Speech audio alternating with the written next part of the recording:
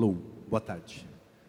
Bom, pessoal, um prazer estar aqui com vocês, discutindo um tema que nós consideramos como extremamente estratégico e importante para a internet e para a pesquisa científica e cultural do que se pode chamar da cultura brasileira, do que entendemos por ser a produção das instituições memoriais, das instituições de cultura, de um acervo riquíssimo, de um país que é internacionalmente reconhecido pela grandeza da sua cultura, pela diversidade do que produz e que até hoje vem de uma forma subdimensionada, né, e subdesenvolvida, criando repositórios de cultura daquilo que é produzido pelas instituições, daquilo que é produzido pelas suas comunidades, pelos pontos de cultura, pelos museus, pelos arquivos, pelas bibliotecas. Então, a nossa riqueza é enorme, mas a disponibilização disso em formatos abertos, interoperáveis,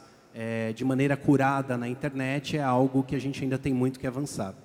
Então, nós propusemos essa mesa que leva o título Memória Digital, Políticas para a Digitalização e Interoperabilidade, com a intenção de colocar esse assunto em pauta no ambiente do Fórum da Internet, entendendo que a internet é um elemento transversal e fundamental a partir dos seus padrões e dos seus modelos de governança para que a gente possa avançar iniciativas nessa área e também para que a gente possa se encontrar e debater a possibilidade de avançarmos em algumas agendas em comum.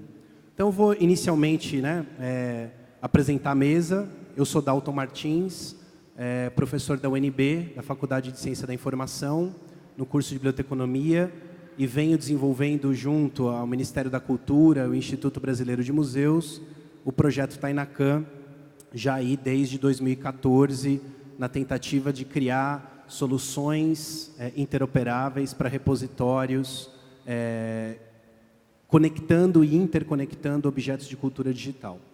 Ao meu lado está aqui Bianca Amaro, coordenadora geral de pesquisa e manutenção de produtos consolidados do IBICT, um parceiro extremamente importante e estratégico no mundo da informação científica e tecnológica.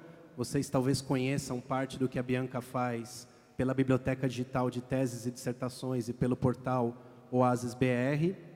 Gabriel Bevilacqua, do Instituto Moreira Salles, gestor de acervos do Instituto, vice-presidente do CIDOC Internacional, que é o comitê que discute documentação na área de museologia, e tem grandes contribuições à discussão sobre interoperabilidade, documentação, é um parceiro super importante para esse debate, e também membro do Conselho de Administração do ICOM Brasil. Ao lado do Gabriel, José Luiz Ribeiro Filho, diretor de Serviços e Soluções da Rede Nacional de Pesquisa e conselheiro do CGI. Ao lado do José, outro José, José Murilo Júnior, coordenador de Arquitetura de Informação do Instituto Brasileiro de Museus, e também responsável pelo acompanhamento e pela implementação do projeto Tainacan junto ao IBRAM. E ao lado do José Murilo, a Juliana Monteiro, do Wiki Educação. Juliana é museóloga, professora do curso técnico de museologia da ETEC, Parque da Juventude, em São Paulo, e também coordenadora do curso técnico em arquivo na mesma instituição. Então, eu separei rapidamente aqui alguns pontos que eu queria destacar para propor o debate dessa mesa. Então, ao longo do projeto Tainacan, a gente tem acumulado, nesses últimos 4 a 5 anos, uma reflexão sobre o que nós podemos chamar dos desafios atuais na área de acervos digitais no Brasil. Então, eu vou me limitar apenas a nomear esses desafios, para colocar para a nossa plenária e colocar para a nossa mesa, para que ele possa ser, de alguma maneira, incorporado pela mesa na sua discussão e para que a gente possa debater isso junto com vocês. Então, o primeiro desafio, a gente sente uma necessidade profunda de uma política nacional para a área de cultura que levasse em consideração as necessidades da área dos acervos digitais. E por que isso? Porque é uma série de definições que precisam ser tomadas de forma coletiva. Padrões de interoperabilidade, modelos conceituais, regras de catalogação, protocolos de troca de dados. Por maior o expertise de uma instituição nessa área, sem um diálogo com parceiros que também fazem esse trabalho, a gente corre o risco, que é o risco que temos hoje vivenciado nas nossas instituições, de gerar acervos que não dialogam, que não conversam e que dificilmente podem ser juntados e agregados no espaço da internet. E para isso é preciso de um modelo de governança de rede e nada melhor que a própria internet para nos mostrar como isso é possível ser feito e de que maneira podemos avançar. Precisamos de um modelo de baixo custo para a digitalização. Digitalizar ainda é muito caro, ainda é muito custoso. A compra de equipamentos automáticos, equipamentos que possam ser, muitas vezes, precisam ser importados, não há equipamentos nacionais. Como é que a gente pode avançar em modelos de baixo custo para dar ganho de escala para grande parte das instituições brasileiras que não terá condições de comprar esses equipamentos e não terá acesso aos equipamentos das instituições centrais. Outro ponto fundamental, que alguns dos parceiros aqui certamente têm muita experiência, como o próprio caso da RNP, a infraestrutura de hospedagem e armazenamento dessa informação. Nós precisamos de uma infraestrutura para dar conta não só de armazenar e de prover o serviço, mas de uma infraestrutura para garantir a preservação digital desses objetos. A gente tem vivenciado situações muito clássicas, e eu chamaria a atenção de duas delas, né? Uma é o caso do Orkut. Sabemos aqui, muitos de nós, que o Orkut foi uma rede social extremamente importante no Brasil e que ela desapareceu. E grande parte da memória dos relacionamentos sociais e da produção cultural desenvolvida no Orkut não está mais acessível para que se pesquise, para que se estude e para que se analise essa informação e para que se compreenda o que ali se deu. E agora, recentemente, a gente acabou de ser informado que o Flickr vai limitar o acesso, a capacidade de armazenamento de informação que antes era de 1 tera para você armazenar informação, agora ele vai limitar, se eu não me engano, a 1000 imagens. Ou seja, as instituições culturais brasileiras, e há algumas delas, como o caso do próprio Museu do Senado Federal, que usam o Flickr como repositório digital de suas obras, vão ter que se repensar. Vão ter que tirar essas informações dali e hospedá-las em algum lugar para prover serviço ao público. Ou seja, não é possível que a gente confie apenas nesses serviços de mídias sociais para armazenar os objetos digitais. Precisamos de outro tipo de solução.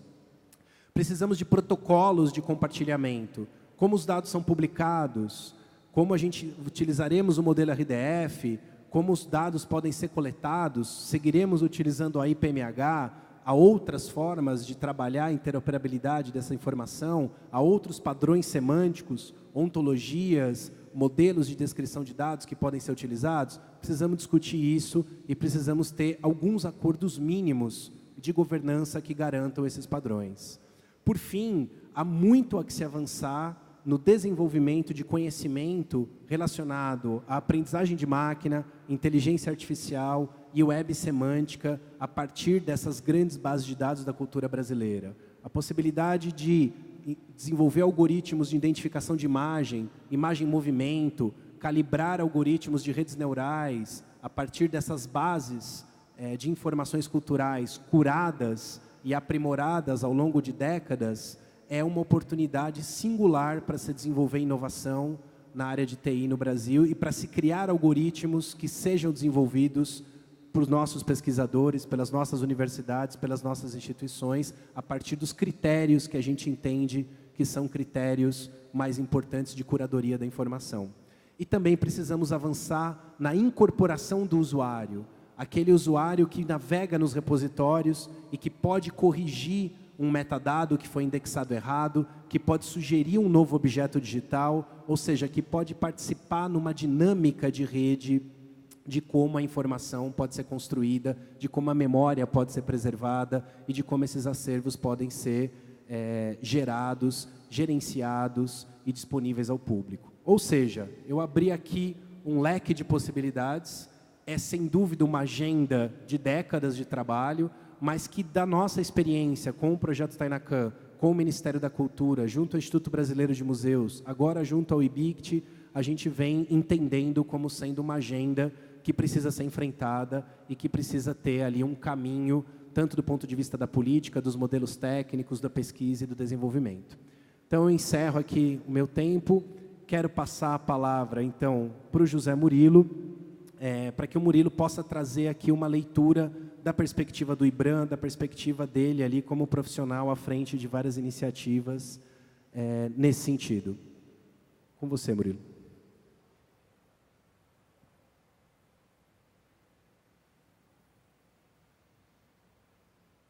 Alô, pronto.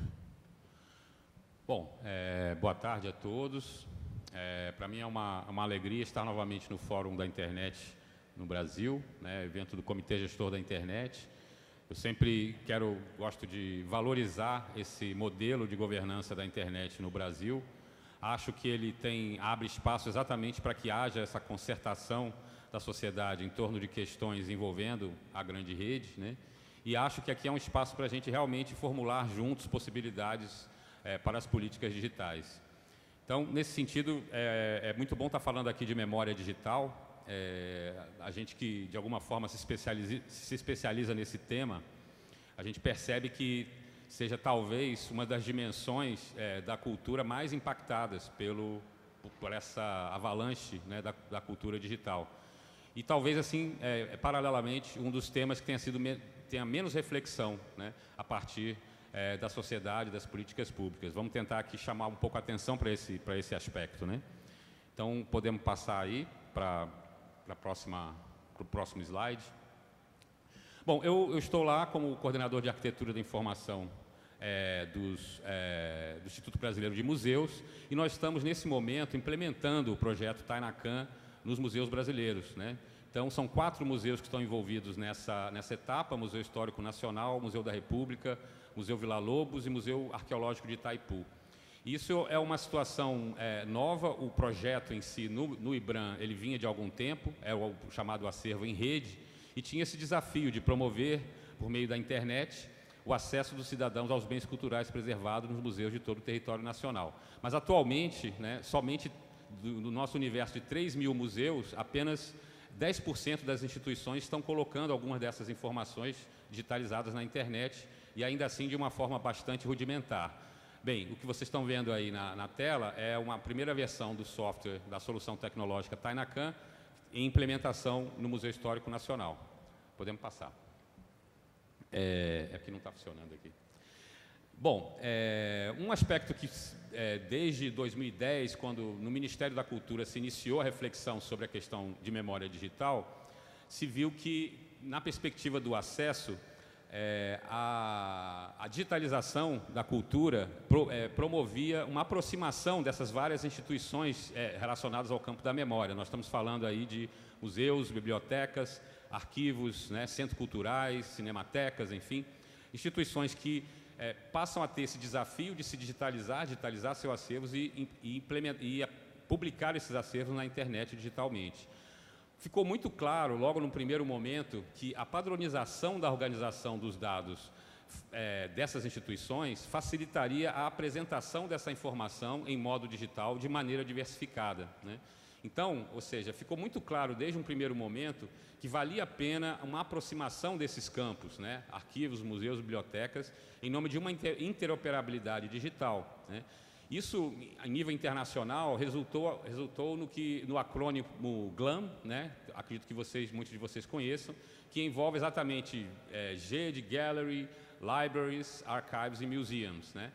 E tendo, a partir dessa ideia, uma proeminência da questão do acesso, ou seja, uma vez que você digitaliza esses vários domínios, o acesso é que faz a diferença, né? O acesso livre, né? Então, a demanda pela interoperabilidade passou a ser um aspecto crucial para qualquer projeto nessa direção.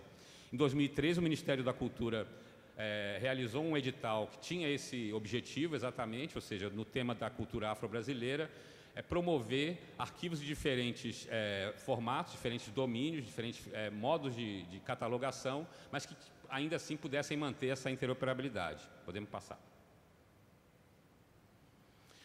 O MINC, então, em 2014, 2015, faz a aproximação com aqui a Universidade Federal de Goiás, o pessoal do Media Lab. Em 2015, o projeto Tainacan começa a acontecer E algo que o próprio professor Dalton já mencionou aí, alguns aspectos fundamentais, né, princípios estruturantes, era a interoperabilidade GLAM, né, entre esses domínios, o compartilhamento de recursos entre as várias instituições envolvidas nos projetos, ou seja, tecnologia, hospedagem, a própria formação desses profissionais, né, e um aspecto que vinha bastante assim da reflexão sobre cultura digital no Ministério da Cultura é o aspecto da digitalização de acervos como um processo participativo, ou seja, aproveitando todo o treinamento da própria sociedade na utilização dessas interfaces de interatividade, ou seja, por que não interagir com seu próprio patrimônio cultural nesse momento em que ele é digitalizado e publicado na rede, né? Então, assim, a partir daí, ou seja, 2015 e 2016, a oportunidade do diálogo com o projeto Europeana, né, a rede europeana compõe 175 instituições de memória europeias, né, entre arquivos, bibliotecas, museus, cinematecas, né, chegando a 54 milhões de objetos digitalizados. Ou seja, um case, digamos assim, né, ainda mais se a gente pensar que são 27 línguas diferentes, né, na Europa, que esse arranjo, de alguma forma, está articulando, organizando, o desafio incrível. E o que a gente viu, que analisando o processo de implementação e desenvolvimento desse projeto Europeana, que existem grandes benefícios, né, da colaboração e da transferência de conhecimento, que essas várias instituições que podem ter suas diferenças, mas cujas identidades fortalecem realmente a possibilidade desse ator articulador central, né? E podemos passar?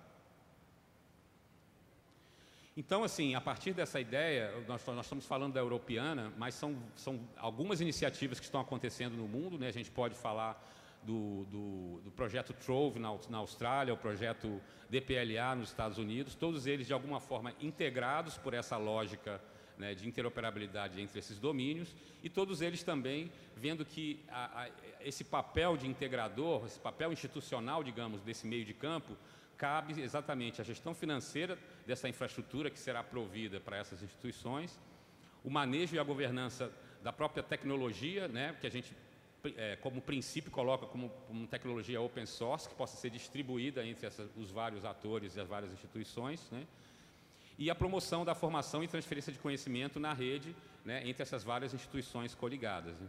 Então, ou seja, no caso Europeana, assim, essas demandas comuns passaram a ser providas por esse arranjo institucional, e não somente isso, mas no momento em que você reúne essas bases de dados, outras oportunidades começam a acontecer, né?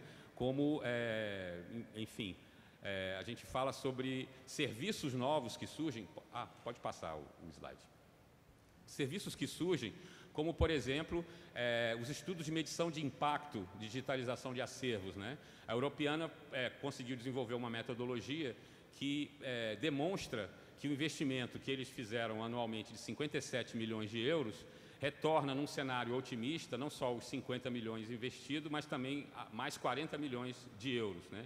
Vocês podem imaginar como essa possibilidade de demonstrar o valor do trabalho desenvolvido, de digitalizar e disponibilizar esses acervos para a sociedade, é exatamente o combustível que essas instituições vão, no seu nível local, apresentar para os políticos, ou seja, para os responsáveis pelos recursos nacionais, para conseguir que esses investimentos venham para essas instituições e para a manutenção desses projetos, né?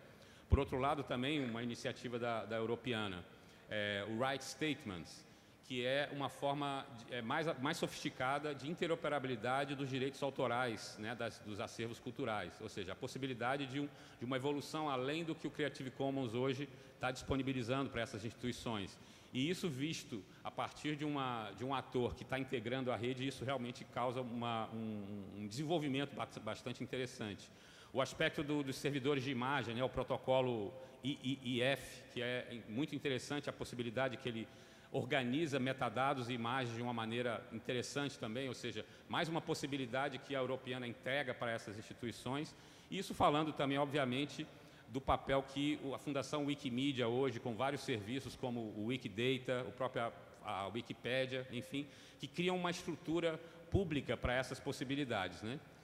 Ou seja, na medida em que hoje, inclusive, nós temos um evento acontecendo em Israel, o Glam Week, né? Quem quiser olhar o que está ocorrendo, vai ver que exatamente a aproximação dessas instituições com as possibilidades do Wiki, tem gerado cenários bastante positivos e, novamente, um articulador como a Europeana, e que poderíamos ter um caso aqui no Brasil, cumpre esse papel de uma maneira bem interessante. Então, podemos passar?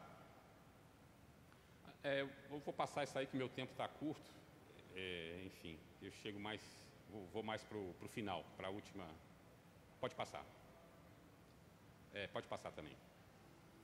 Bom, frente a isso, a essa experiência que nós estamos tendo, eu quero terminar aqui a minha fala com algumas questões que eu acho relevantes para a gente discutir, né?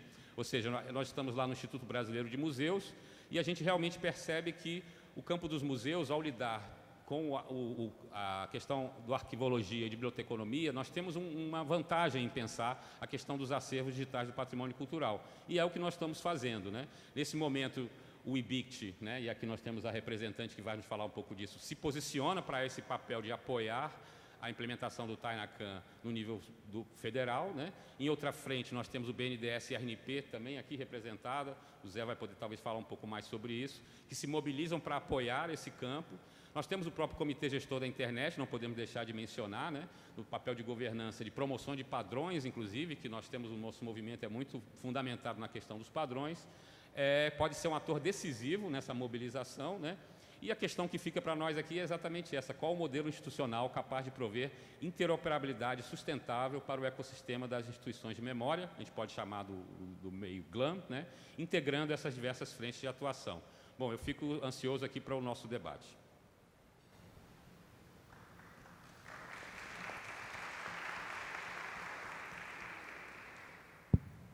Murilo, obrigado.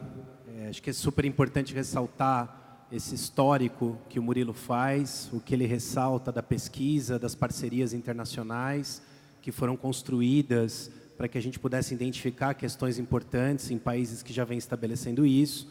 E como ele bem coloca, eu quero agora abrir esse diálogo, trazendo aqui para a conversa tanto a RNP quanto o IBICT, para que a gente possa perceber, na maneira como vem sendo construída a reflexão no Brasil, de qual o papel das instituições que existem nessa ecologia, entendendo aonde está a infraestrutura, aonde está serviço, aonde está a reflexão da ciência da informação, do desenvolvimento, da capacidade de avanço nessa área. Então, quero passar a palavra, então, para o Josué Luiz, e depois eu passo aqui para a Bianca, para a gente amarrar essas pontas e seguiremos.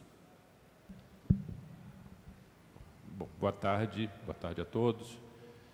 Quero dar as boas-vindas em nome do Comitê Gestor também a todos que estão aqui participando do fórum e quero agradecer o convite para participar dessa mesa. Bom, eu vou fazer para vocês uma apresentação com um olhar mais da infraestrutura, que é a área onde a RNP atua, e a partir daí provocar algumas reflexões e apresentar a proposta que nós estamos desenvolvendo em parceria com o BNDES, que é o projeto que foi já mencionado aqui pelo Murilo. Pode passar a próxima, por favor? Acho que vai funcionar. Bom, primeiro vamos falar um pouco sobre o contexto contemporâneo, né? Tecnologias da informação, comunicação e comunicação eletrônica vêm impactando profundamente a vida e a sociedade contemporâneas.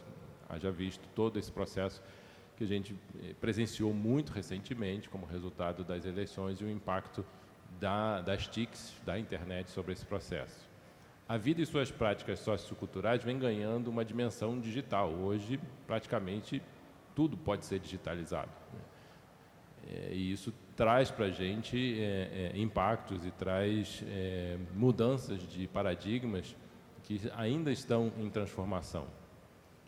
Olhando para os acervos e arquivos, as tecnologias de informação e comunicação estão impactando profundamente a produção e o armazenamento, a circulação e o consumo de conteúdos disponíveis nas instituições que hospedam. E não só nas instituições que hospedam, mas na forma de como esses conteúdos são distribuídos, né? Eu me lembro, há cerca de poucos anos atrás, quando eu era criança, eu ia para a banca de jornal para ter acesso à informação. Eu comprava revista, comprava jornal. Hoje em dia, livrarias estão fechando. A gente tem as informações a todo momento no nosso celular. Os arquivos acervos de registros digitais estão abrindo um novo campo de estudos para pesquisas, que são as chamadas humanidades digital, ou Digital Humanities. Ainda no contexto brasileiro, a cultura institucional, instituições do campo memorial, historicamente, centram seus esforços na guarda e na custódia dos seus arquivos e acervos e não necessariamente se preocupam com o acesso. A gente tem muita preocupação de digitalizar ou de manter mesmo as estruturas físicas, mas o efeito que isso proporciona não é o desejável, que é facilitar o acesso para que as pessoas possam conhecer esses acervos, conhecer essa memória. Então, nós temos muito mais uma gestão orientada por uma atitude patrimonialista e pouco preocupada com a oferta do conteúdo para o usuário final. Nós temos também deficiências de recursos humanos e físicos em tecnologias da informação. No que diz respeito à digitalização, como já foi colocado aqui, como vamos digitalizar, com que formatos, com que padrões de descrição, metadados, e uma vez digitalizados, como guardar e armazenar. Armazenar não é necessariamente preservar. Eu posso armazenar e perder. Então, a preservação, ela requer naturalmente que a gente armazene, mas não é suficiente só armazenar. Então, a preservação digital, ela passa por questões como obsolescência de dispositivos. Eu tive a oportunidade de conhecer uma instituição que faz a digitalização, coloca em dispositivos de armazenamento, HDs, e guarda esses HDs no cofre. E aí, esses HDs vão ficar obsoletos em algum momento. O acesso, a conexão elétrica, eletrônica desses equipamentos, deixa de existir com a evolução da própria tecnologia. E aí, como é que a gente recupera aquele material digitalizado? São questões que precisamos pensar e resolver, não estão resolvidas de uma forma geral no mundo ainda. Perda de informações associada ao objeto digital, que é desmagnetização, se nós estamos falando em meio magnético, vida útil das mídias digitais, se nós estamos falando em CD-ROM, por exemplo. Quer dizer, a própria matéria, ela degrada, então é preciso tomar cuidado e ter precaução e formas de resolver isso. Recuperação e processamento, como encontrar e acessar o que está digitalmente guardado. Eu posso guardar muita coisa, mas se está guardada, eu não consigo recuperar. Houve um tempo que, no meu próprio computador, eu guardava as minhas informações e indexava, não sei se o pessoal aqui da época do Alta Vista, eu usei bastante o Alta Vista para isso, e depois cheguei à conclusão que, da forma como eu guardava, eu criava uma pasta que, num determinado momento, me parecia razoável, eu atribuía um determinado nome àquela pasta, eu guardava, e depois, na hora que eu precisava, eu não me lembrava qual foi a lógica que eu usei para criar aquela pasta, para guardar aquela informação. Então, o Alta Vista veio me socorrer, porque aí eu indexava tudo, eu não precisava mais me preocupar em criar pasta, eu botava tudo num lugar só, numa pasta única, e o Alta Vista recuperava. Depois do Alta Vista, outros mecanismos de busca vieram, e, enfim, isso se resolveu de uma forma ou de outra. Comunicação e interoperabilidade entre os acervos e conteúdos digitais existentes é uma questão importante. A dificuldade de encontrar e recuperar informação de diferentes suportes e bases. Se elas não se comunicarem, se elas não tiverem um padrão, fica cada vez mais difícil de manipular e processar esse volume de informações que a gente coleta. Então, deixa eu voltar aqui. Então, nós temos aqui duas grandes frentes de problemas a serem enfrentados. O da preservação de acervos, conteúdos e digitais, e, de outro lado, a integração desses acervos. Uma vez preservados, não adianta nada se eles estiverem simplesmente guardados, muito bem guardados, eu garanto que nada vai estragá-los ou nós não vamos perdê-los, mas se não servirem para nada além de estarem guardados como uma parte da memória. Então, nós vamos falar aqui um pouquinho sobre as questões, e eu tentei fazer aqui uma análise SWOT de forças, fraquezas, ameaças e oportunidades em relação a essa situação. Então, as forças. O Brasil possui um grande número de instituições públicas no campo da memória, responsáveis pela guarda e preservação desses acervos, arquivos e coleções que constituem um vasto patrimônio cultural, como já foi mencionado aqui pelo Murilo e pelo Dalton. Há no país comunidades de pesquisa bem estabelecidas em domínios de fundamental importância para o patrimônio digital. Exemplos da ciência da informação, computação em sistemas distribuídos e história, diversos campos das artes e humanidades. O Brasil possui uma infraestrutura de redes avançadas, eu vou detalhar um pouco sobre isso agora, de ensino e pesquisa que atende a um grande número de instituições no campo da memória e patrimônio. Então, o novo backbone da RNP, que está sendo construído nesse momento, nessa versão 2018, 2019, e talvez ultrapasse, chegue um pouco a 2020, ele vai disponibilizar para a nossa comunidade canais de 100 gigabits por segundo, em parceria com as empresas distribuidoras de energia elétrica, que finalmente, depois de 13 anos de negociações, nós conseguimos fechar acordos com essas empresas distribuidoras de energia elétrica para que a gente possa ampliar significativamente. Nós estamos dando um salto de ordens de grandeza. Nosso backbone atual opera na faixa de 10 gigabits nos principais enlaces, esses em vermelho que vocês estão vendo aí, e o verde ele vai passar para 100 gigabits, para múltiplos de 100 gigabits. Então, com isso, nós vamos ter capacidade suficiente para suportar tráfegos muito pesados nessa infraestrutura. Junto com isso,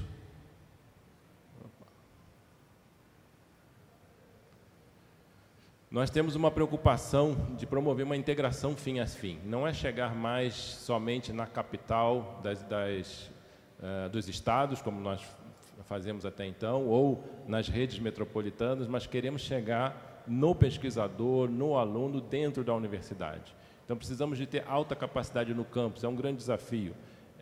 As nossas redes metropolitanas permanentemente atualizadas, o backbone nacional e as conexões internacionais. Garantia para fluxos de comunicação entre instituições e laboratórios, como o Centro de Supercomputação do LNCC, onde tem o Supercomputador Santos Dumont, o acelerador de partículas Sirius, enfim, uma série de equipamentos de alta importância, de grande investimento público, que precisam ter seu uso melhor distribuído, melhor compartilhado. Conexão em alta capacidade com as redes regionais e internacionais, projetos inovadores em parceria com as organizações usuárias e suporte à integração e preservação, e eu vou começar a acelerar porque meu tempo já acabou.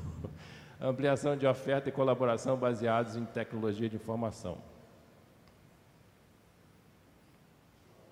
Rapidamente, olhando as fraquezas. Os acervos não se integram às instituições que não fazem links entre esses acervos, aproveitando assim as suas sinergias. Nós temos uma ineficiência e perda de recursos públicos já investidos na digitalização por diversos motivos, seja porque eles não são preservados, seja porque eles não são integrados, enfim.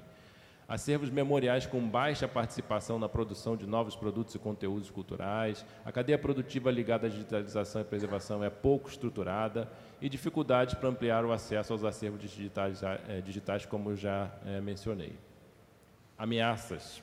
Fragmentação e desarticulação dos gestores de lideranças no campo das suas iniciativas e projetos, ausência de um programa estruturante no Brasil, exemplo de experiências internacionais, como já foi mencionado, como a europeana, incertezas das políticas de cultura, educação, ciência e tecnologia no âmbito federal, fusão e extinção de ministérios, pouca percepção da importância dos acervos do patrimônio digital, entre outros aspectos. Tragédia e, mais recentemente, está na nossa memória, a tragédia ocorrida com o Museu Nacional na UFRJ, que pode vir a se repetir em outras instituições, não foi um caso isolado, a gente sabe disso, responsáveis por parte do patrimônio e da memória do Brasil, por falta de investimentos, e não só investimentos, por diversas outras deficiências.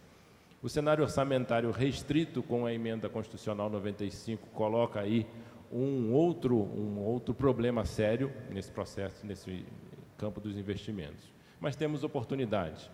O Brasil conta com uma legislação que institui a política de dados abertos por parte do Poder Executivo Federal, a publicação aberta de dados de órgãos de entidades de administração pública e autárquica e fundacional potencializa projetos no campo da memória e do patrimônio. Parte considerável desse patrimônio ainda não foi digitalizado, descrito e disponibilizado para as nossas comunidades, e a produção cultural para a sociedade de um modo geral, ou seja, temos uma mina ainda de ativos dormentes para a digitalização.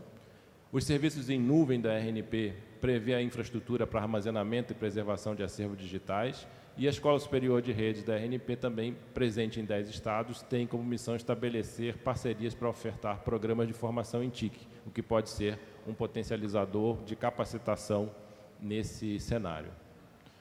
Falando rapidamente aqui sobre a infraestrutura de nuvem da RNP, se vocês olharem mais à direita, está com destaque a preservação de acervos digitais, então ela foi pensada não exclusivamente como uma infraestrutura de suporte convencional ou como existe comercialmente, né, para você simplesmente armazenar e processar dados digitais na nuvem, mas com vetores muito claros, olhando as demandas do setor científico, do setor de TI corporativo, das grandes bases de dados nacionais, e a preservação de acervos digitais também está contemplada nesse desenho.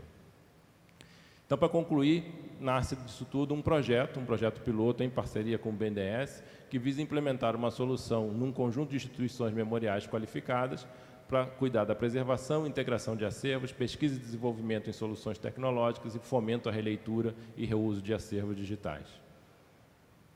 Por fim, os objetivos dessa iniciativa é gerar subsídios que contribuam para a formulação de programas e políticas públicas, acervos preservados que passam a ser percebidos como um importante ativo cultural e a rede memorial como um ativo de espaço qualificado para compartilhamento de experiências e boas práticas, onde há um maior compartilhamento de ações, experiências e recursos entre instituições dessa rede piloto. Obrigado, desculpe aí passar um pouquinho do tempo.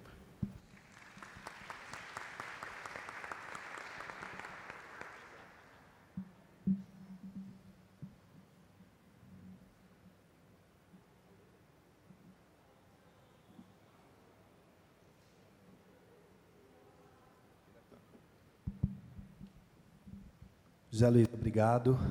Só dar um destaque aqui importante para quem está nos assistindo online. Vocês podem acessar o aplicativo minhaagenda.nic.br e por ali submeter perguntas à distância.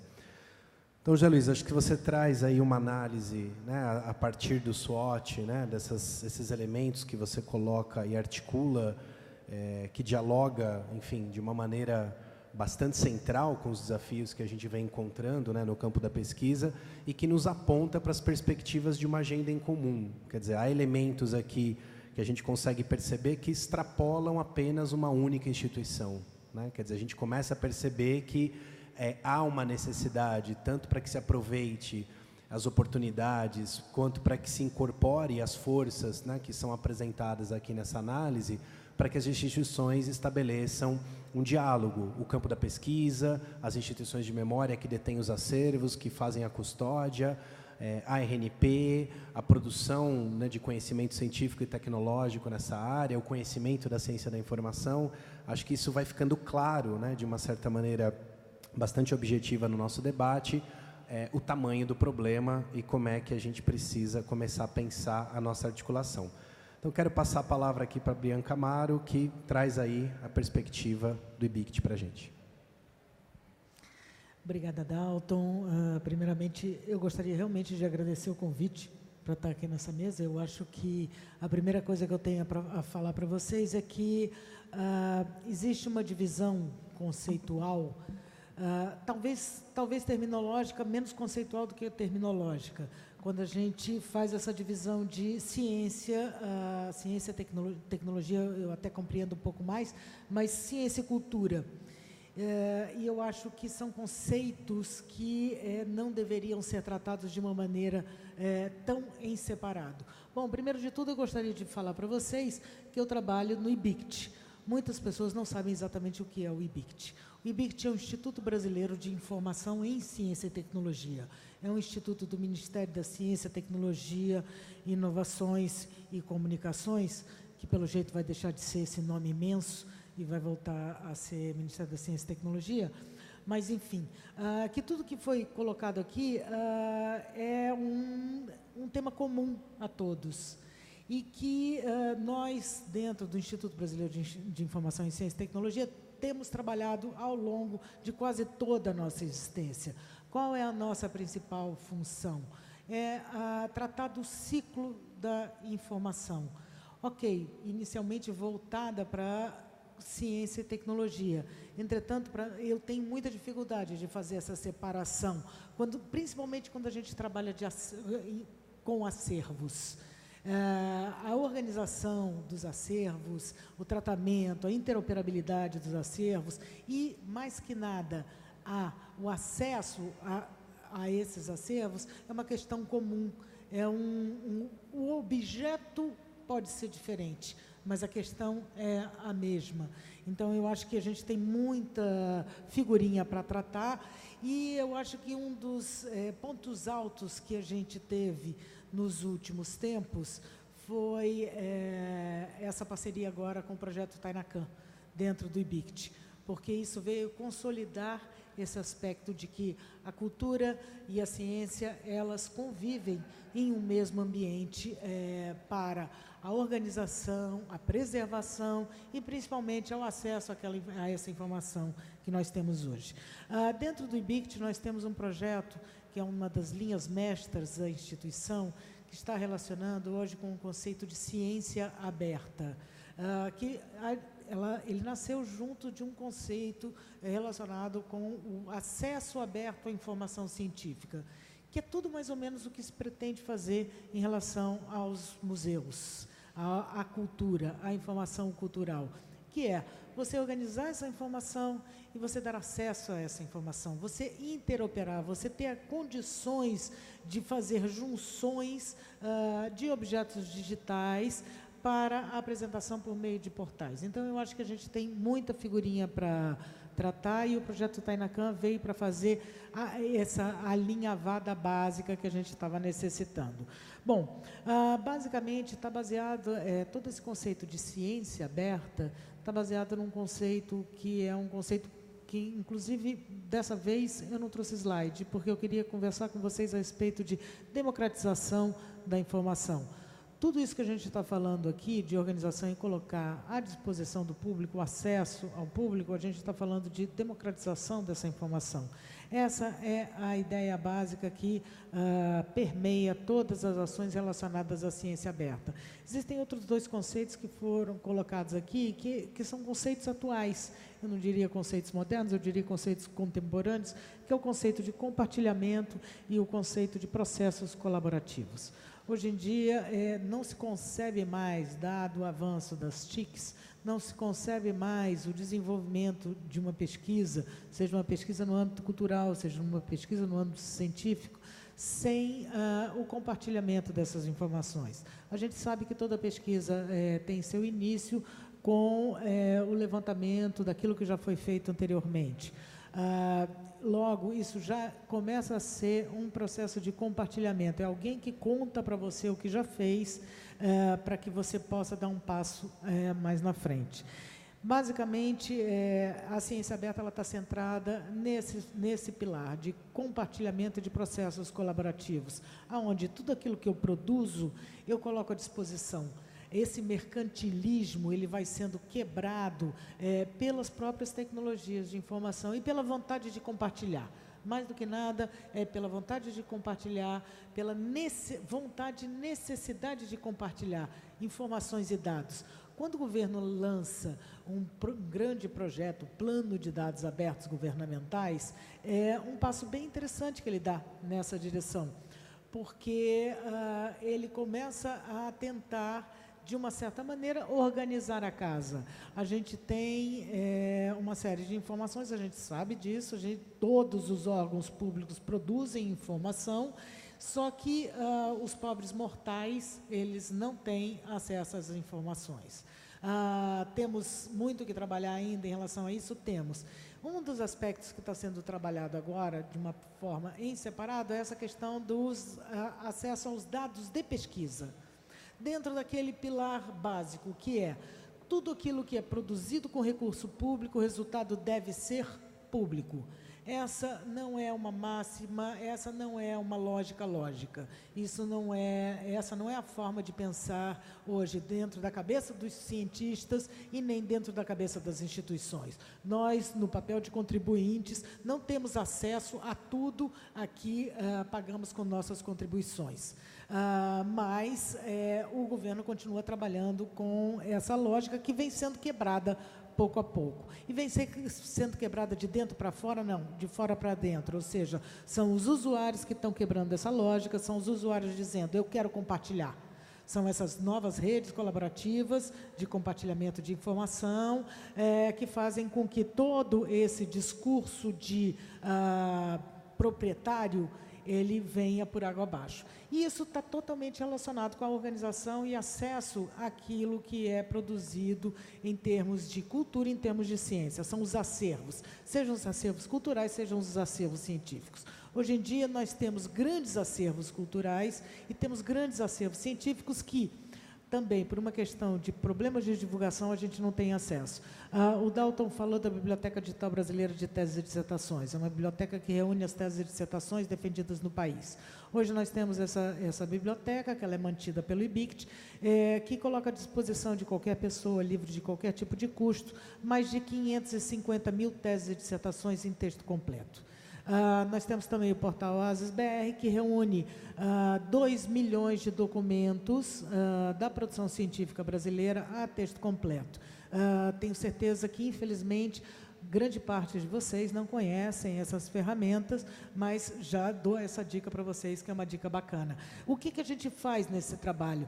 A gente tenta organizar essa informação nas pontas. O que seriam essas pontas? São as universidades. As universidades organizam a sua produção científica e o IBICT reúne essa produção científica. Então, a gente está trabalhando o tempo inteiro com o conceito de interoperabilidade. Isso é, sistemas que não conversam uns com os outros já não podem existir na humanidade. A comunicação, ela é essencial, a possibilidade de troca de informações, ela é essencial. Então, eu acho que toda essa infraestrutura, a infraestrutura que a RNP pode colocar para a gente, todos os programas desenvolvidos pelos institutos, cada um tratando de um segmento dentro da sociedade, são programas essenciais e que têm uma força muito grande por ter uma lógica intrínseca que tem que voltar a ser conhecida como uma lógica.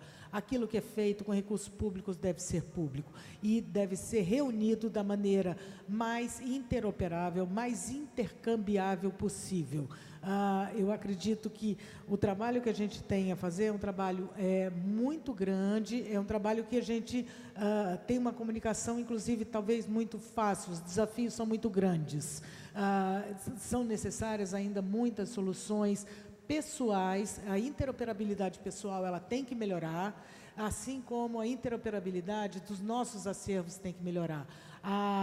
O que a gente tem que reunir tudo que a gente já tem e colocar à disposição do público para que todos possamos usufruir. Falo especificamente agora da ciência e da tecnologia. É imprescindível que nós coloquemos tudo o que é produzido à disposição de todos, para que, dessa forma, nós avançamos muito mais rapidamente. Não é possível que a gente fique preso às questões, aos nichos mercantilistas, principalmente, nesse caso da ciência, aqueles relacionados com as editoras comerciais, que não nos dão acesso aos resultados das pesquisas que foram financiadas com recursos públicos, para que nós possamos avançar a ciência.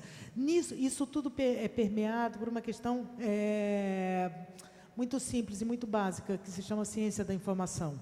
Nós temos que pegar essa ciência da informação e utilizá-la em prol dos nossos serviços, em prol de uma maior integração e disponibilização de tudo que a gente vem fazendo. Isso são ações governamentais. O governo deve se pautar, não deveria, deve se pautar por essas máximas, ou seja, organizar aquilo que produz e colocar à disposição da população aquilo que é produzido com os recursos públicos. É mais ou menos por aí que eu gostaria de iniciar essa conversa com vocês, dizendo que a parte científica está muito relacionada com a parte cultural. Eu não consigo dissociar as duas, porque as formas de organização e o resultado final, aquilo que se almeja organizando esses sistemas de informação tal e como eles são organizados hoje em dia, tem o mesmo objetivo, que é o acesso à cultura e à ciência dentro do nosso país. Tá? Obrigada.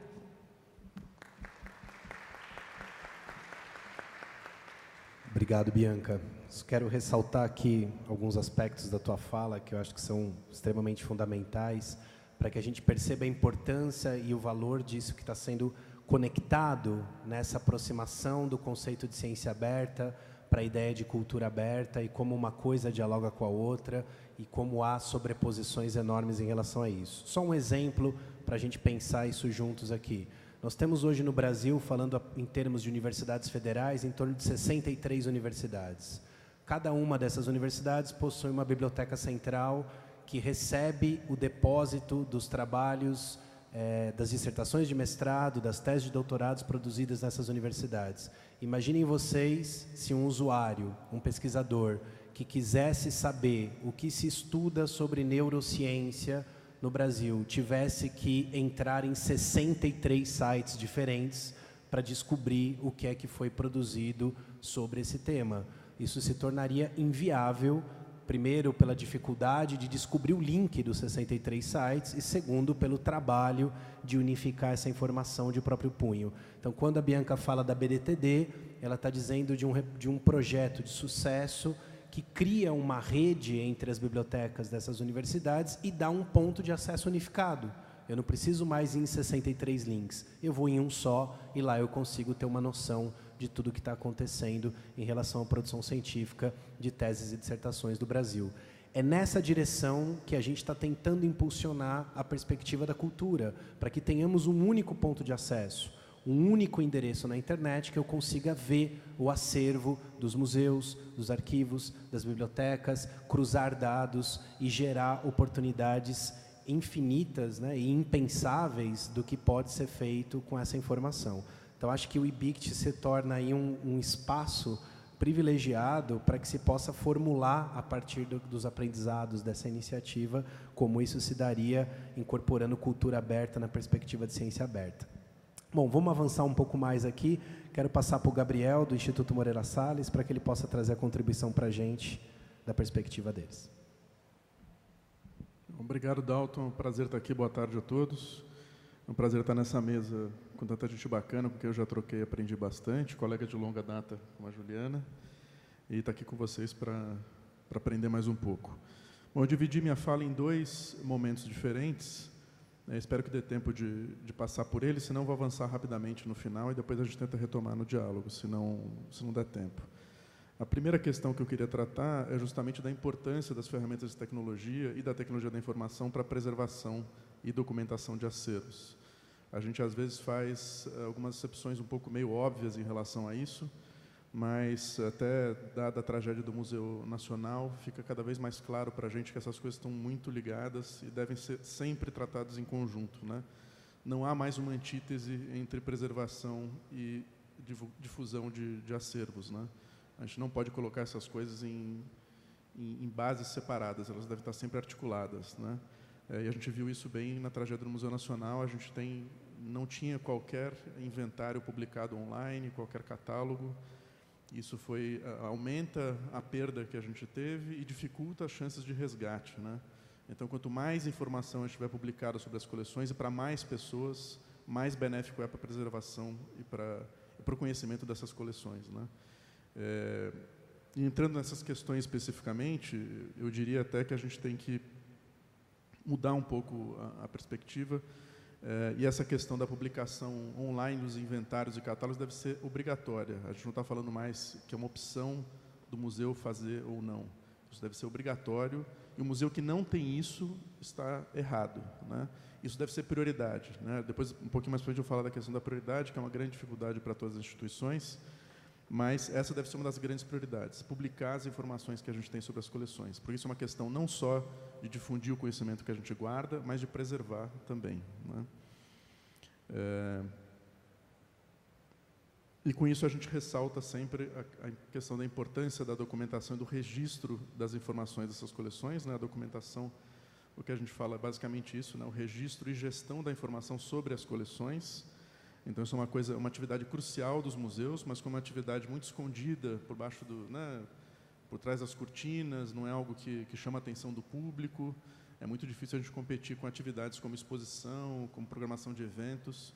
Então, o grande público desconhece essa atividade, que é de crucial importância. A gente só vê ela aparecendo quando ela nos faz falta nessas grandes tragédias, né? Então, a gente não pode deixar isso acontecer.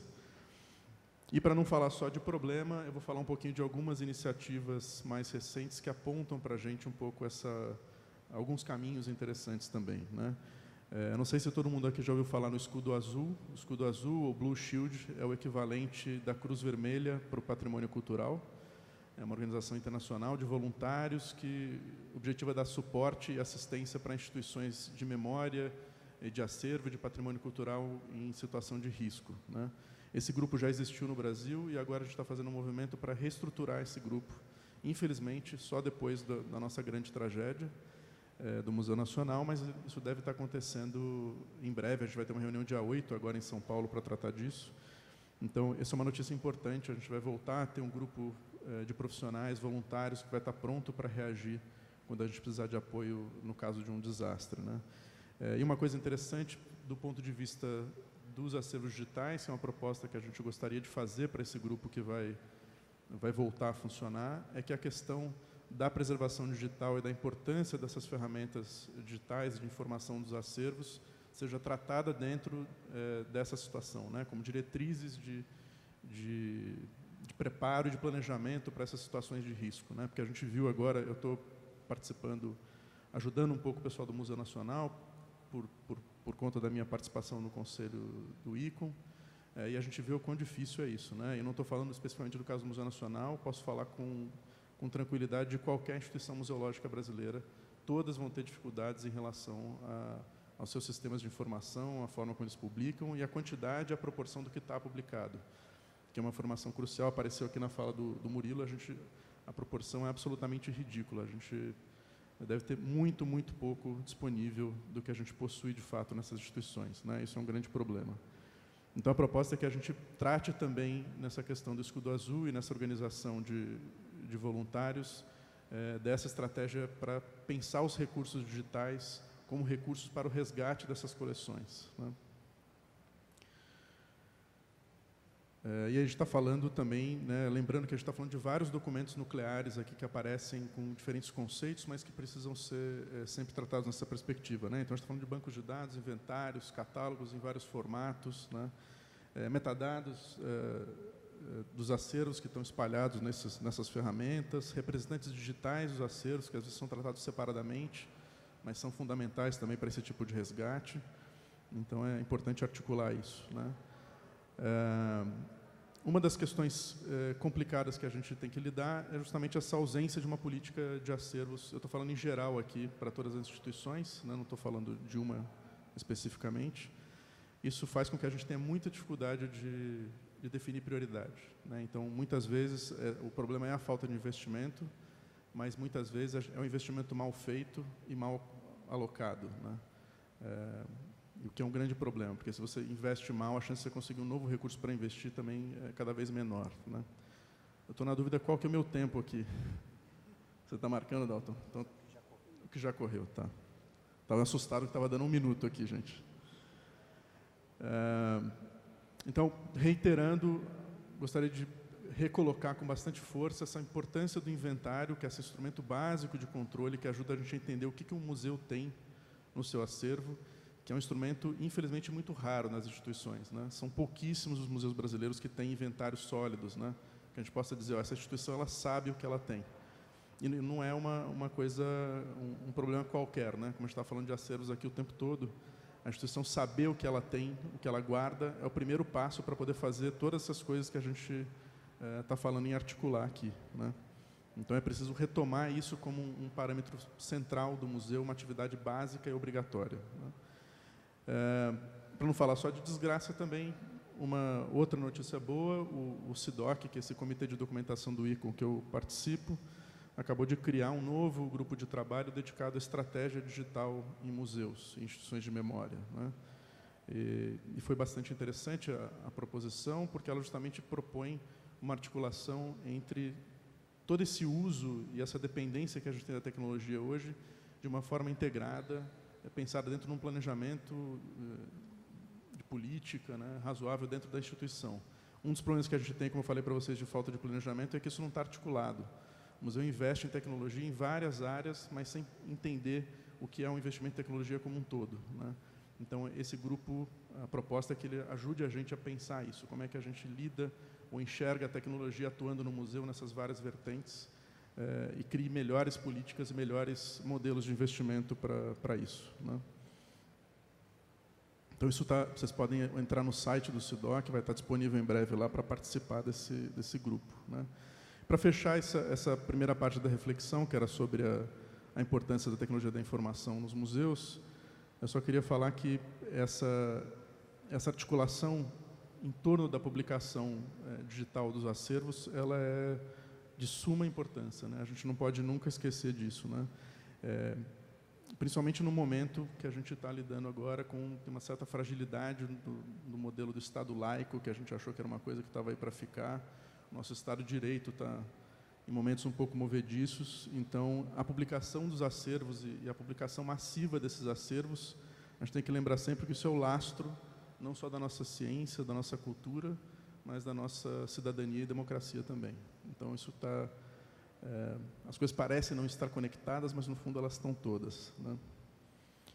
E passando para a minha outra parte da fala, vai parecer um pouquinho desconectada no começo, mas eu espero que depois faça sentido para vocês. Eu queria falar um pouquinho de desafios para a integração de sistemas de informatização de acervos, né? Na perspectiva das instituições de memória, de quem tenta praticar isso e passa por uma série de desafios.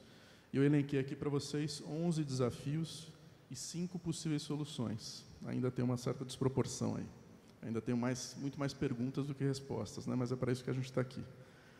Então, vou lá em ordem e tentar ser rápido aqui, né? A primeira coisa, o primeiro erro recorrente que a gente costuma enfrentar é não conseguir definir a funcionalidade do sistema. A gente não sabe o que a gente quer. Se é um catálogo digital, se é um sistema para gerenciar repositório, se é um sistema de gestão de coleções. Cada uma dessas coisas podem ter parâmetros diferentes.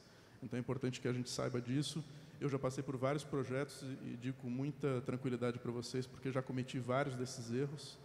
A gente, às vezes, tenta criar uma coisa e constrói outra, né? No nosso caso, infelizmente, a gente geralmente projeta um caminhão, sai com um carrinho de mão, ou o contrário, você também pode projetar o carrinho de mão e acabar com um caminhão, mas um caminhão que não funciona direito. Então, essa questão do projeto de sistemas é absolutamente fundamental para a gente. Geralmente, não tem gente que entende disso atuando junto do profissional de museu. Isso tem mudado, né? Essa mesa que está aqui mostra um pouco essa articulação de profissionais de várias frentes trabalhando juntos, né? Outra questão é a simplificação do modelo que a gente usa. Geralmente, para fazer a integração de forma rápida, a gente adota o modelo mais simples, que tradicionalmente era o da biblioteconomia, que já tinha mais tradição de informatização, mas com isso a gente pode perder coisas importantes de acervos que são diferentes, né, especializados, no caso do arquivo e do museu, né? Podia dar alguns exemplos para vocês, mas eu vou passar, depois a gente pode discutir mais isso se for o caso, né? Outra questão também, duas questões estão mutuamente relacionadas: ignorar padrões em uso ou estabelecidos pelas próprias instituições. Quando a gente tenta criar é muito comum você ter um grupo trabalhando na instituição que ignora o que foi feito até então. Isso já aconteceu em algumas instituições que eu trabalhei. Isso torna muito difícil entender o trabalho e chegar num resultado que seja entendível por todos, né? Está ligado a essa questão de ignorar uma tradição de documentação existente na instituição, né? A ausência de padrões e normas mínimas e de estruturação de dados mínimo nas instituições. Então, essas coisas estão ligadas. A gente, às vezes, tem uma tradição de documentação, mas não é uma tradição de padronização. Então, você tem dois problemas para lidar, né?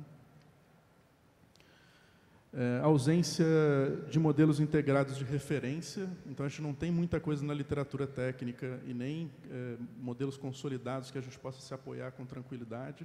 É sempre uma investigação difícil, né, quando a gente vai tratar disso. Uma outra coisa, a fragilidade do mercado especializado brasileiro. Eu estou falando do segmento de desenvolvedores, né, de apoio de infra para esse tipo de trabalho. Então, fornecedores, produtos. E aí também uma coisa importante, muito importante para a gente, rede de usuários e desenvolvedores. Isso é uma coisa muito frágil no Brasil, para isso que os americanos chamam de software especializado, né, o software acadêmico. Aqui é uma coisa que cresceu muito nos últimos 10 anos, mas ainda está aquém do que a gente precisaria, né? Um outro problema ligado àquela questão das prioridades, né? Projetização de programas de informatização de acervos. Então, como a gente tem claro aqui para todos nós, eu imagino que a informatização e o sistema de informação para um museu ou para uma instituição de memória é absolutamente crucial. Ele não deveria nunca ser tratado como projeto no orçamento. Ou seja, você tem um dinheiro lá, você coloca no projeto. Deveria ser um item programático, né, parte do orçamento global da instituição. Isso, com raríssimas exceções, eu não consigo nem apontar um exemplo para vocês agora, quase todas as instituições que eu conheço trabalham com projeto. Então, você depende de uma verba para fazer alguma coisa. Se não sair, você fica 3, 4 anos sem manutenção Então, essa dificuldade muito grande de fazer esses projetos de forma adequada, né? Outra questão que eu estou aqui no minha nona, pela minha conta aqui, qualificação e reconhecimento profissional. A gente não tem a qualificação que os profissionais precisariam ter para isso, então falta treinamento, falta literatura técnica disponível em português, falta formação também adequada em português, e falta reconhecimento do profissional, né? A gente quase nunca tem um setor de TI adequado nas instituições. Não existe, eu pelo menos não conheço nenhum museu que tenha um analista de sistemas dedicado para trabalhar com sistemas de acervo. A gente vai ter o pessoal que ajuda a dar suporte de rede e infraestrutura. E se tiver muito, tem museus que não tem nada, né? Então, como é que a gente vai trabalhar com um sistema de informação se a gente não tem isso por trás, né? Outra questão, ausência de metodologia para gestão de projetos de implementação e desenvolvimento de bancos de dados e sistemas. Então, falta muito isso. Quando a gente consegue uma verba e tenta fazer sozinho, a gente geralmente vai dar errado, porque a gente não projetou isso direito. Então, a gente geralmente esquece coisas como os parâmetros iniciais, modelagem, os padrões a serem seguidos, né? Seleção de software. Eu já vi muitas vezes acontecer que o software selecionado pela instituição não bate com a infraestrutura de software que já era adotada para a instituição como um todo, então não faz nenhum sentido a escolha que foi feita, mas já foi gasto dinheiro. Então, a gente tem essas coisas esquisitas que acontecem, né? A questão Desculpa, Dalton, estou passando bastante o tempo. Eu já vou terminar aqui, gente. Espera aí que eu me perdi aqui agora. Bom, a questão de migração, documentação e treinamento, que são coisas que ficam faltando, geralmente, quando a gente faz esses projetos, que tem uma influência enorme na vida útil que esses projetos vão ter. Muitos projetos de informatização de museus têm uma vida útil muito curta, duram 1 ano, 2 anos, até o próximo projeto. Então, tem muito recurso jogado fora nisso, né? O penúltimo problema, vastidão de normas, padrões e diretrizes, né? A gente tem essa sopa de letrinhas, o Dalton citou algumas aqui, eu poderia citar mais algumas, então o profissional se perde nisso. São milhões de CDWA, CCO, né, EAD, a gente vai lendo isso e é impossível ser um especialista em tudo isso. Então, qual dessas a gente vai adotar para o nosso sistema passa a ser um problema e não uma solução. E a última, na verdade, eu esqueci não deu tempo de falar das soluções, fiquei só com os problemas, vou passar só para a última solução, que tem a ver com um pouco que a gente está falando aqui, que é justamente o trabalho compartilhado.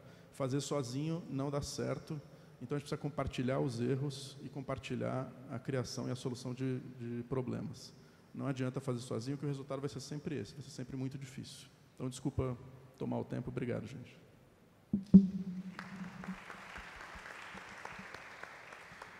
Obrigado, Gabriel. Acho que é fundamental os pontos que você traz aqui para a gente, reforçando essa ideia, né, da necessidade de que atuemos em rede e de que estejamos conectados para pensar essas questões. Acho que 2 pontos que você traz aqui que eu queria ressaltar, quando você fala da obrigatoriedade, né, do inventário, da publicação do catálogo, nós temos trabalhado com várias instituições públicas e atuando numa certa dimensão junto a elas para que elas possam reconhecer o seu próprio catálogo, o seu próprio inventário, para que elas possam entender o tamanho do acervo que elas possuem e chegando a resultados junto a essas instituições que eram desconhecidos para elas mesmas, né? Chegando a números impressionantes de quantidade de objetos digitais que, quando reconhecidos, passam a despertar interesse, gerar valor e compreensões significativas para a própria instituição.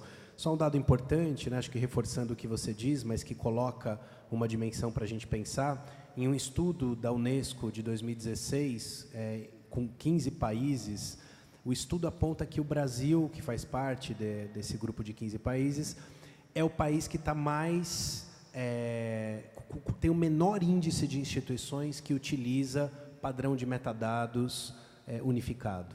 Então, por exemplo, nós temos essa dificuldade em relação a todos os outros países. A escolha de um padrão que todas as instituições usem em comum, então isso já chama a atenção para a necessidade de políticas na área. Então, para finalizar a nossa mesa aqui, vou passar para a Juliana Monteiro. Com você, Juliana.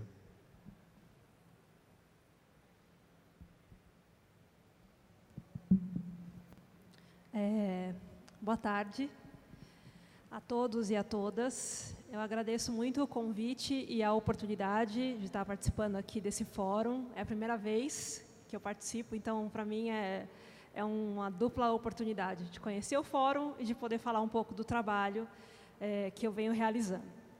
Bom, eu vou falar para vocês hoje, considerando muito um lugar de fala que é específico, né? Um lugar de fala que tem a ver com a minha experiência como museóloga, que participou de um projeto que tem exatamente a ver com essa questão colaborativa, né, de construção de oportunidades de divulgação de acervo feitas de maneira colaborativa, como o Gabriel citou no final da fala dele, e que agora, né, na verdade, de uns 2 anos para cá, tem atuado como voluntária no grupo Wiki Educação Brasil, que é um grupo dedicado, um dos grupos que a gente tem aqui no Brasil, dedicados à divulgação da cultura Wiki e do conhecimento livre. E é um grupo que, enfim, se dedica não só à área cultural, mas também à realização de projetos na área de saúde, educação, meio ambiente, por aí vai. E essa frente cultural que a gente tem é justamente focada nos projetos Glen Wiki, que um pouco o próprio José Murilo já falou, né?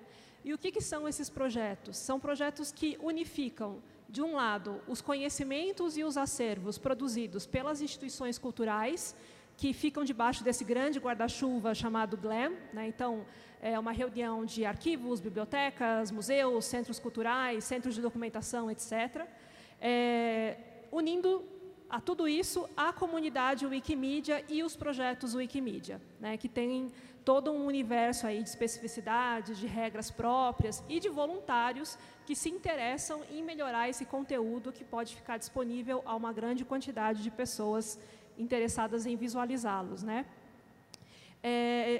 E aí, uma das coisas que eu gostaria de falar é justamente sobre as potencialidades relacionadas a esses projetos Glen Wiki, né? Por que é tão legal uma instituição cultural parar para pensar nisso, né? E acho que são 3 coisas que a gente pode destacar aí como possíveis pontos de partida, né, que podem auxiliar uma instituição cultural a tomar a decisão de trilhar esse caminho. Uma delas é a possibilidade dessa instituição alcançar novos públicos digitais. Quer dizer, existe toda uma comunidade de voluntários nesses projetos Wikimedia. A Wikipédia é só um deles, né?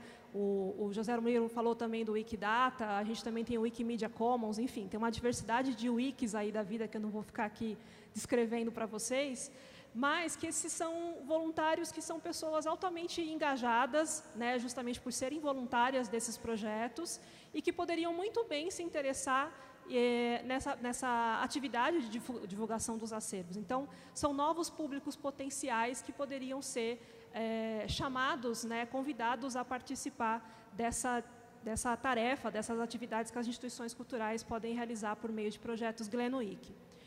Um outro ponto que vale a pena falar é justamente esse que talvez seja um dos focos principais da mesa, que é a possibilidade da gente ter novas formas de divulgação desses acervos e novas formas de reutilização. Eu foco particularmente nesse último ponto, né, na possibilidade da gente ter essas imagens, esses arquivos multimídia que são relacionados às coleções, sendo colocados no mundo justamente para poder serem remixados, reutilizados, reformatados, enfim, de formas completamente diferentes daquilo que geralmente eles costumam ser trabalhados no contexto das instituições culturais. Então, é uma forma que explode um pouco uma tradição que a gente tem, né, de divulgar os acervos, que é ainda muito calcada no catálogo online, que é importante, mas que tem um formato já bastante tradicional. Então, a reutilização disso a partir da divulgação em projetos Wikimedia permite essa explosão dessa reutilização.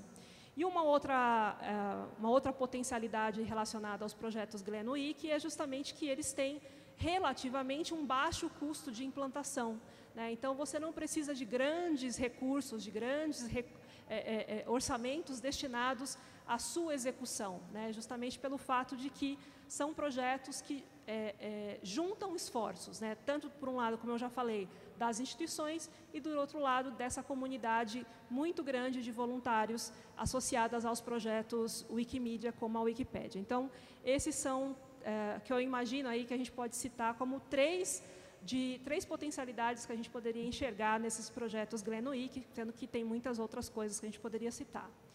Só que, claro, nem tudo são flores, então vale a pena falar um pouco, né, de alguns desafios que a gente tem associados à implantação de projetos dessa natureza. E aí, novamente, eu relembro o meu lugar de fala.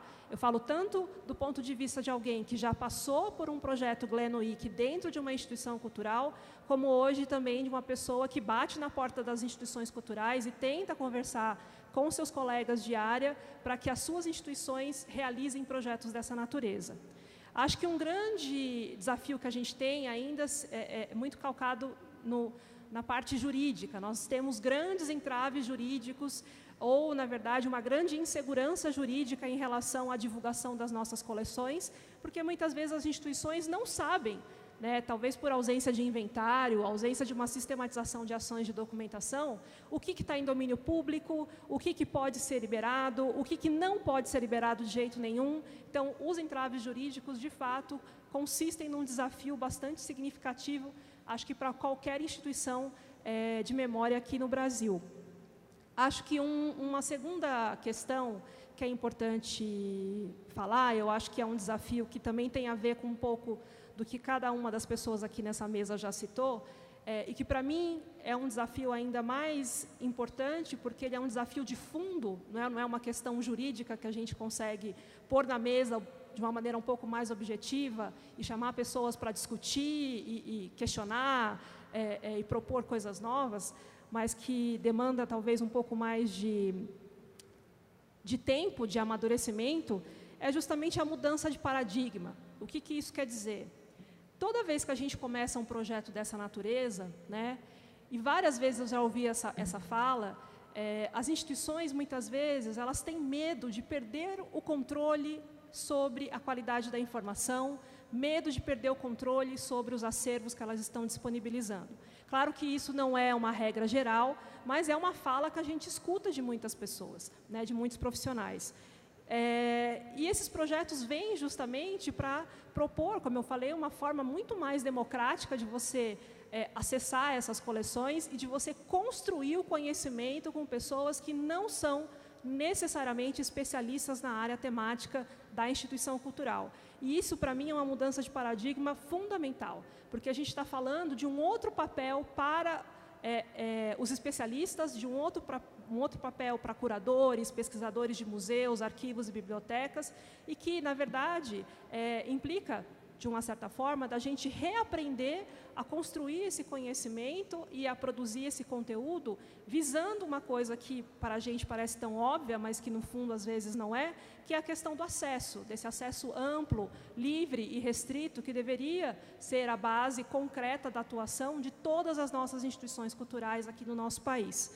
Então, acho que essa mudança de paradigma, ela é uma questão concreta para mim. Acho que, como eu falei, um dos maiores desafios que eu vejo, né? Eu acho que isso tem a ver com modificação da forma como as pessoas que atuam nas instituições culturais são formadas, né? Quer dizer, essa consciência a respeito da importância do acesso e da possibilidade de construção de novas narrativas a partir de projetos colaborativos e coletivos, né, que tem base como a Wikipédia, a Wikimedia Commons e outras iniciativas dessa forma, que isso venha desde os bancos da universidade ou até de antes disso, que a gente, de fato, aprenda a construir conhecimento de uma maneira coletiva e aberta, sempre visando a ampla divulgação dos nossos patrimônios. Então, eu queria fechar minha fala com esse desafio para não ultrapassar muito meu tempo. Obrigada.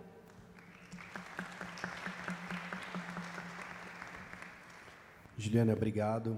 Acho que você traz uma dimensão para a gente que vem pensando a cultura livre, a internet livre, que é toda essa infraestrutura que, de certa maneira, a Wikimedia Foundation vem desenvolvendo e vem ofertando para que projetos colaborativos possam acontecer. Acho que uma das coisas que encanta, fascina e, ao mesmo tempo, inquieta para que a gente possa discutir é entender como esse modelo se dá, como essa infraestrutura acontece, de que maneira ela também pode ser utilizada pelas instituições, para que a gente possa perceber isso como um aliado, né, estratégico dessa discussão toda que a gente tem feito. E eu ressalto muito a importância da Wikimedia Foundation nesse cenário, né, sobretudo quando a gente começa a observar o salto que os padrões e o uso da web semântica vem tendo a partir do momento que a Wikidata passa a se tornar um grande ator nesse cenário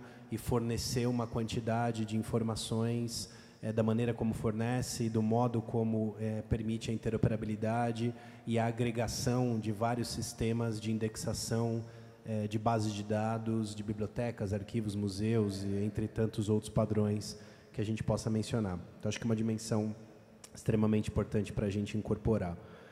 Bom, encerramos, acho que essa primeira etapa da nossa mesa, no tempo aqui. Então, a ideia é que a gente consiga agora abrir para que as perguntas, né, tanto presenciais quanto à distância, de quem está ali no aplicativo do Minha Agenda NIC-BR, possam vir para a mesa.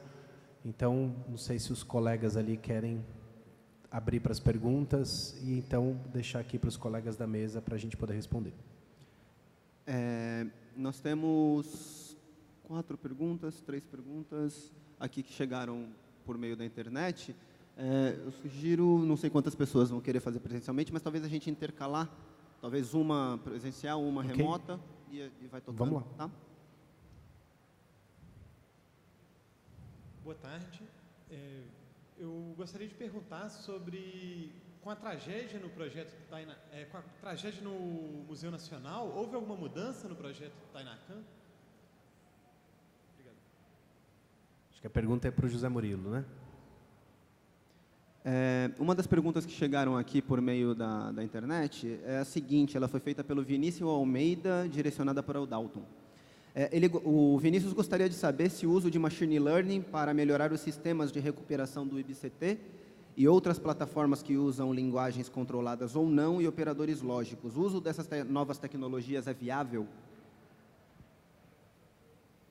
Bom, eu respondo aqui? Pode ir, Murilo. Não, respondendo rapidamente, é uma pergunta bem direta sobre alguma alteração no Tainacan em relação à tragédia do museu, né? Bom, primeiramente é bom dizer que o Museu Nacional que ocorreu a tragédia, ele é um museu que é do Ministério da Educação, né? Ele não é exatamente ligado ao Instituto Brasileiro de Museus. Bom, isso é uma característica específica. O que eu tenho a dizer, assim, não houve um impacto direto, né, de dia, mas o que eu posso dizer é que o projeto Tainacan está pronto para operações colaborativas, né? Então, a gente ouviu falar que logo no dia seguinte da tragédia, que as pessoas estavam se reunindo para colher fotos do museu, fotos do acervo que pudessem ser organizadas em um determinado local de forma colaborativa. O que nos ocorreu lá na época foi que o Tainacan estaria pronto para fazer isso, ou seja, era só ligar ele e abrir para essa colaboração e isso já poderia acontecer. O que nos coloca assim que é um projeto que está antenado com essas possibilidades dessa participação mais direta da sociedade, né? Bom, em relação à pergunta aqui do Vinícius, né, sobre Machine Learning, o quanto que é viável, acho que é importante a gente fazer compreender essa ideia de quando a gente está falando de Big Data, aquilo que os pesquisadores mais estão interessados no universo do Big Data é o Big Data de qualidade, né? Porque muitas vezes dentro do Big Data surge um universo de informações que podem ser muito complexas e muito não confiáveis para poder calibrar algoritmos e desenvolver projetos de Machine Learning.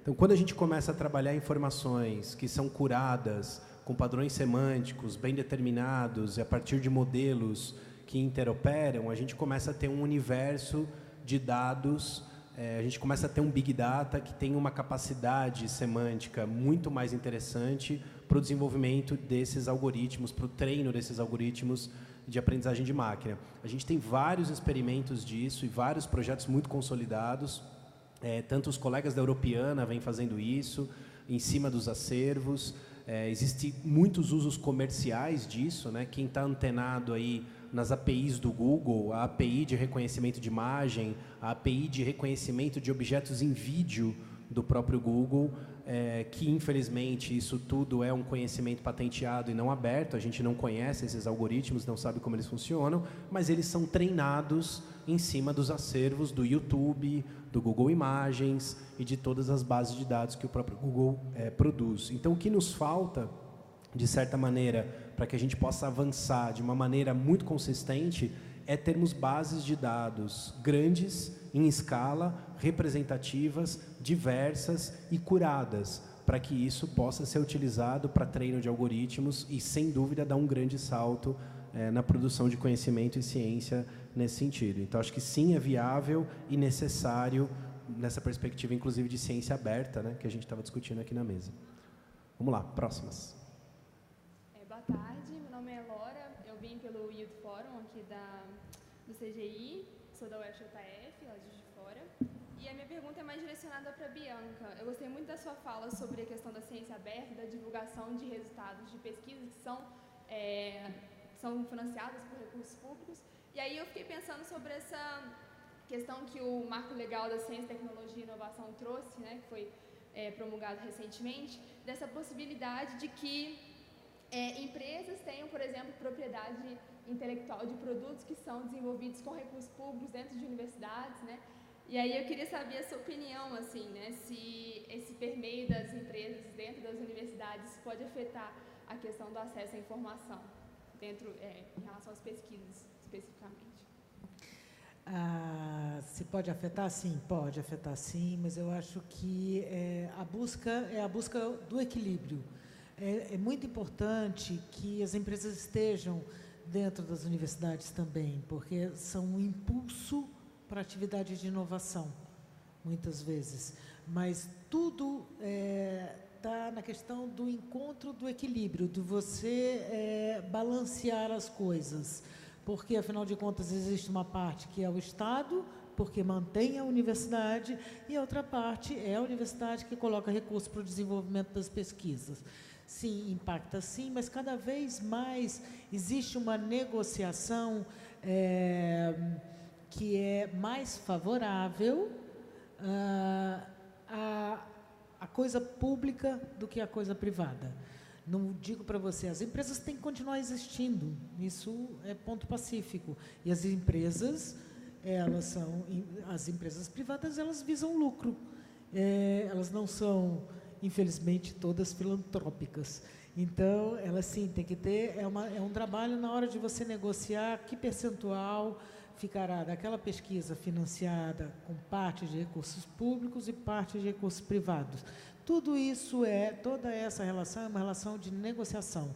A única diferença que eu coloco e o que traz toda essa questão relacionada com a ciência aberta vamos conversar o velho modelo?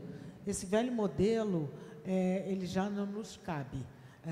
Nós topamos a economia de mercado, topamos as coisas que têm valor econômico, entretanto, nós não podemos ficar refém dessas coisas, basicamente, porque nós saímos perdendo. A nossa ciência sai perdendo. A gente não tem o retorno, muitas vezes, daquilo que a gente investe.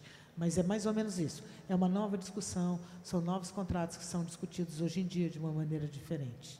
Tá? Bom, a gente tem várias perguntas, vamos fazer um bloco agora de perguntas e depois eu distribuo aqui. Boa tarde. Meu nome é Mariana, eu também estou participando aqui pelo programa IUF do CGI.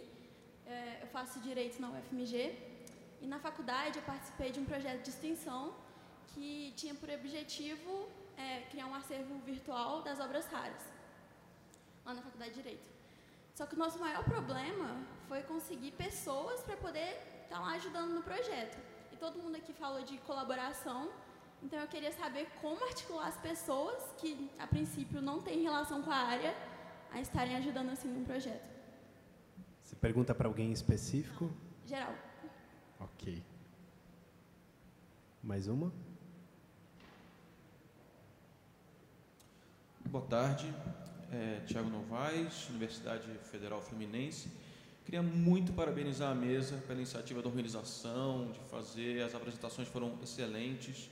É como materializar um pouco do legado, talvez o legado mais consistente da cultura digital brasileira esteja materializado nessa mesa, na minha opinião.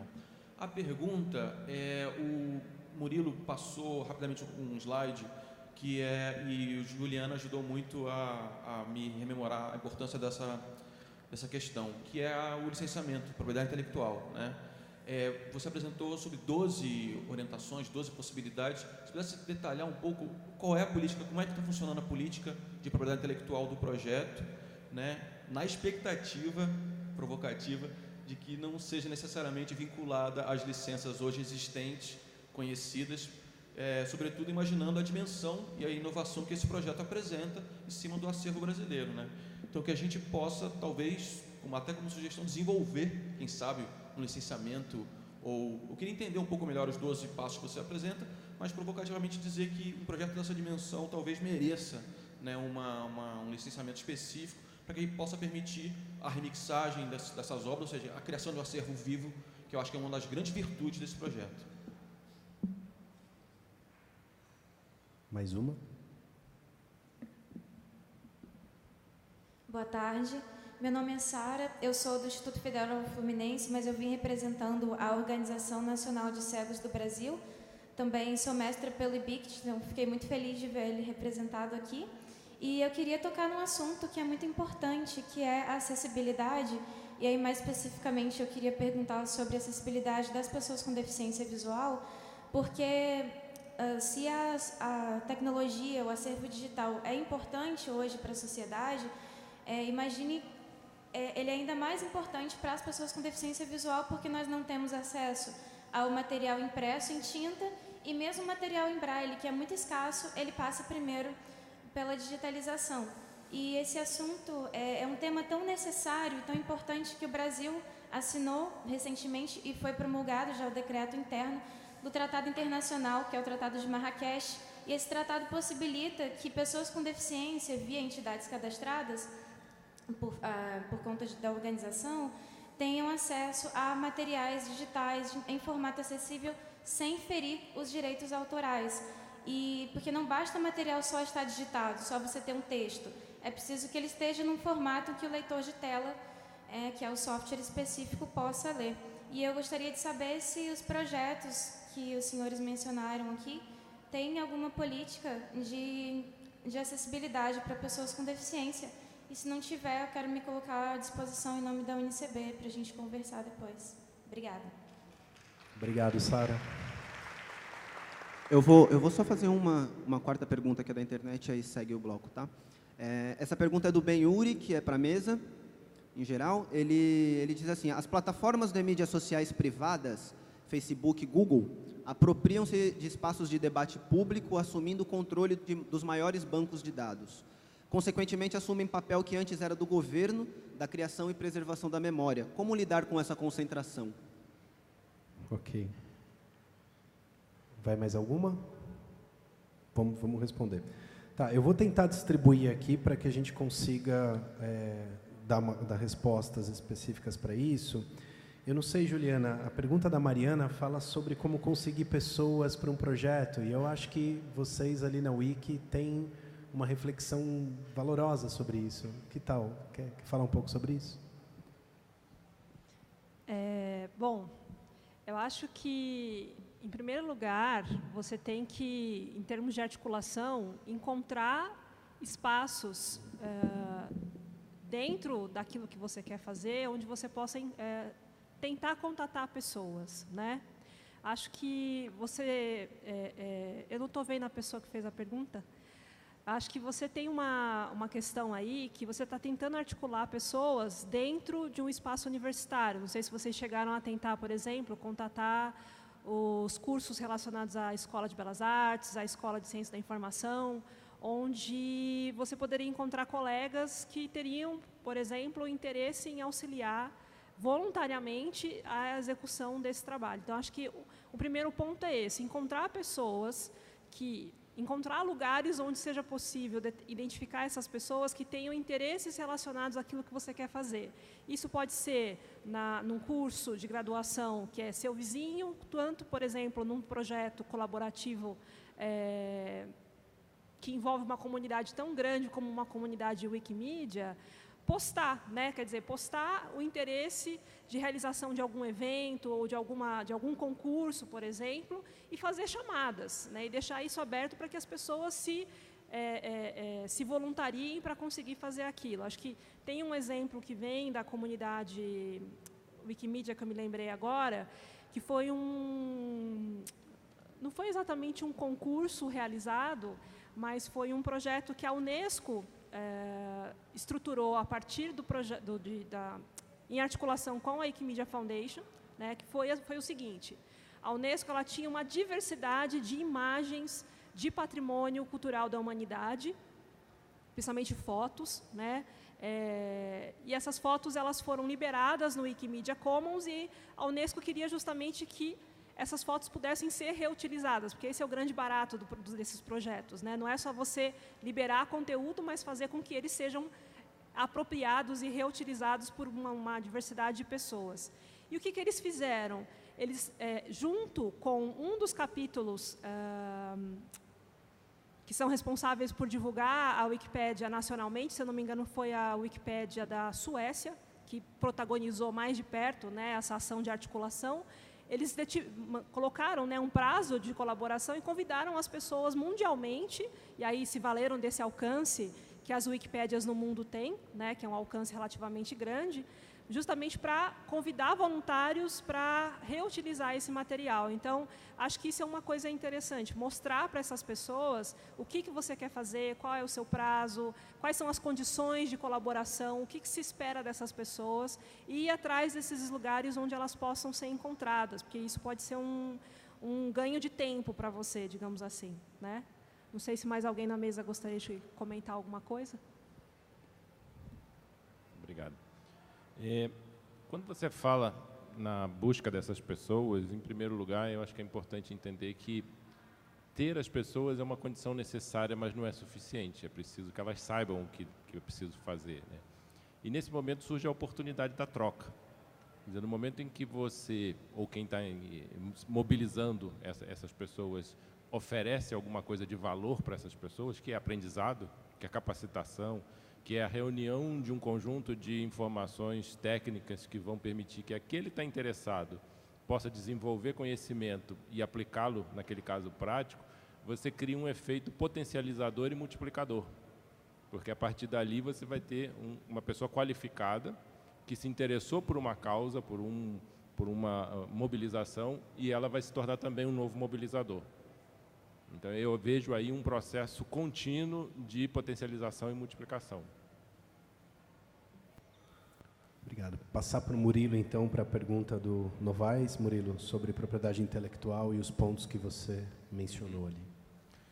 Bom, agradeço ao Novaes a referência aí sobre a cultura digital, e eu confirmo, de fato, aqui tem o DNA daquilo tudo que a gente pensou e formulou, de uma certa forma, preservado aqui para esse momento. Bom, a questão do right statements, né?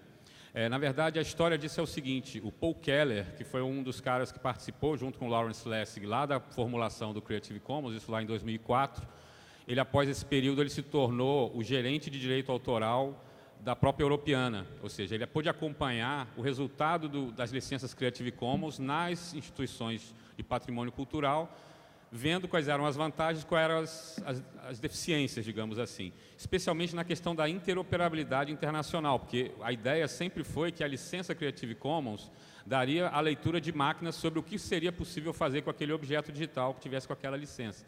Então, ou seja, o Creative Commons não chegou nesse ponto. Então, o Right Statements é um estudo que foi realizado, no caso da Europeana e British Library, diretamente, para ver o que estava faltando e o que seria necessário complementar, digamos assim. Então, é um arranjo muito focado na questão do patrimônio cultural, das instituições, como museus, bibliotecas, arquivos, enfim, e que está ainda buscando exatamente esses detalhes, ou seja, porque em cada país você tem que fazer aquele ajuste relacionado ao domínio público, as regras de domínio público específicas, enfim, mas é um arranjo que está se mostrando muito eficiente, digamos assim, para as instituições culturais que estão digitalizando seus acervos, né? Para entrar no detalhe das 12 declarações, talvez a gente precise sentar para conversar. Eu acredito assim que, para o momento, a ideia é um pouco essa, dizer que o arranjo, para o nosso momento agora, digamos, a gente começou a falar disso em 2015, isso chegou a ser tratado com o Marco Souza, enquanto ainda diretor de propriedade intelectual lá do MINC, né?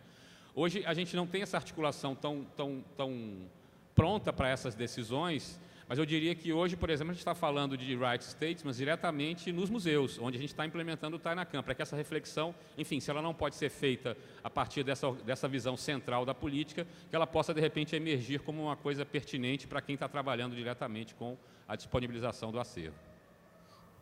Obrigado, Murilo. Sobre a questão da acessibilidade, vou passar aqui para a Bianca, que vai dar uma pincelada, e se mais alguém da mesa quiser falar alguma coisa específica, fica à vontade. Sara, bom, para começar, fico muito feliz que você seja uma cria do IBICT também, e traga essas questões que são questões tão relevantes. De fato, eu acho que nos últimos tempos, a vitória do Brasil com o Tratado de Marrakech foi um dos ganhos mais bonitos que a gente teve em termos de legislação internacional, de atuação para a formulação de uma legislação nacional. De fato, ele não foi implementado em quase nenhum dos sistemas que a gente tem nos sistemas públicos, ele não é observado. Falta-nos ainda um instrumento mais forte, mais claro, mais contundente, para que seja observado aquilo que está disposto no Tratado de Marrakech.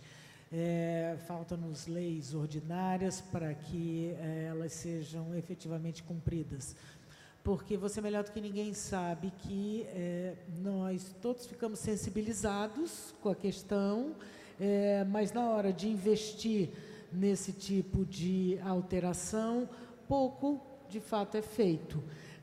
Entretanto, é uma questão que é bastante cara ao IBICT, principalmente, eu posso dizer, principalmente a atual gestão do IBICT está muito antenada com isso, porque, e eu posso dizer isso com muita alegria, muito particularmente, porque como esse é meu campo de pesquisa, a área do direito autoral, e essa foi uma bela vitória que nós conseguimos em termos gerais, isso, você sabe que tem um custo, você sabe que os custos estão sendo totalmente cortados, mas isso é um dos itens da pauta dos sistemas a serem desenvolvidos pelo IBICT.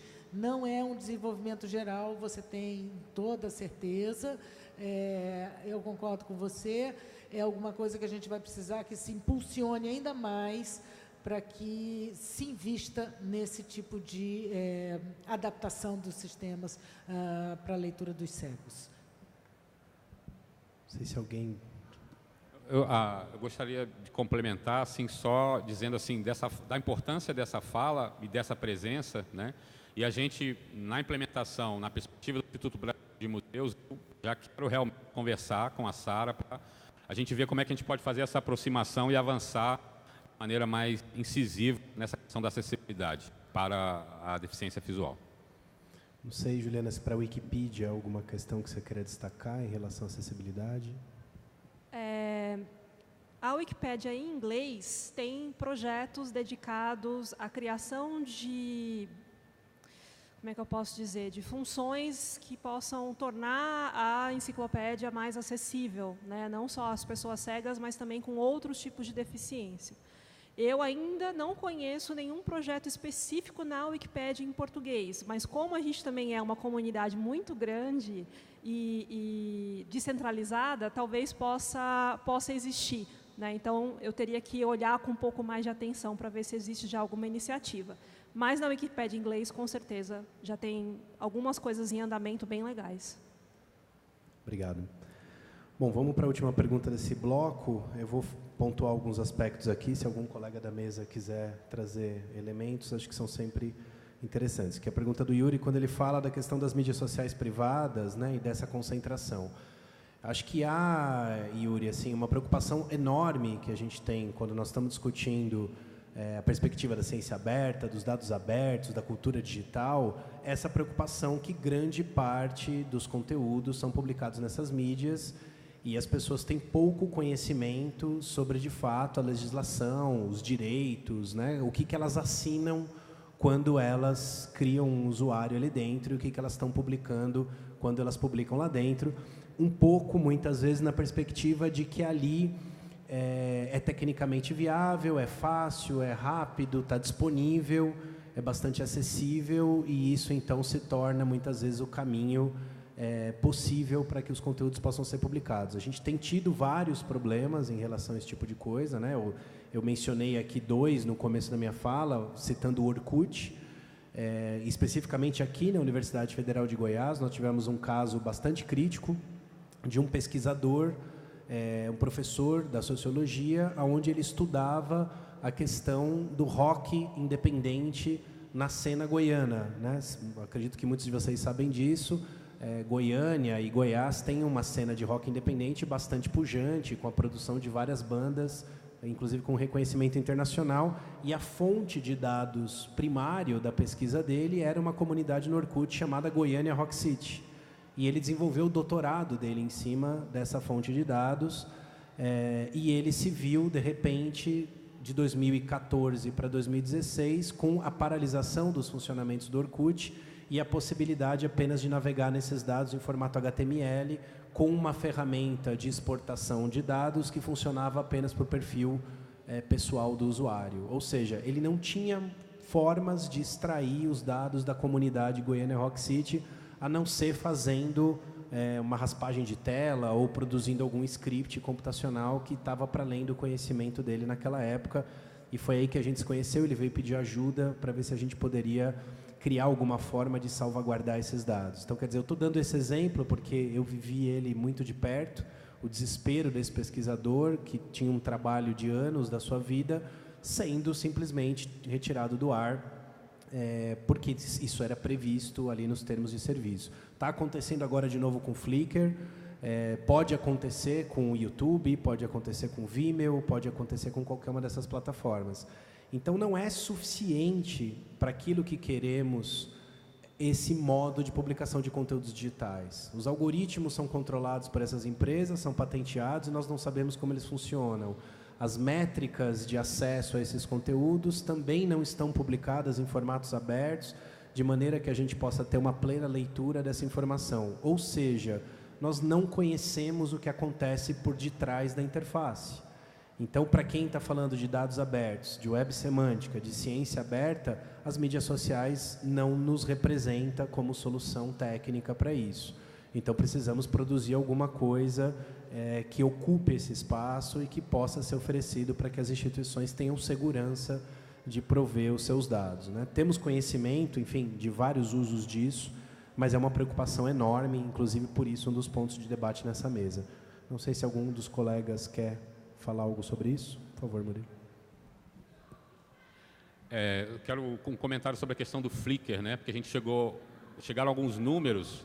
Não sei se vocês acompanham a questão do Flickr. O Flickr é um serviço de hospedagem de imagens que, num determinado momento, ele foi bastante generoso, né? Oferecendo um espaço de 1 terabyte e nenhum limite de imagens, né? Então, nós tivemos muitas instituições, não só instituições, mas projetos que tinham a necessidade de publicar suas coleções, seus acervos, utilizaram o Flickr com a ideia de que isso seria mantido aí por algum bom tempo.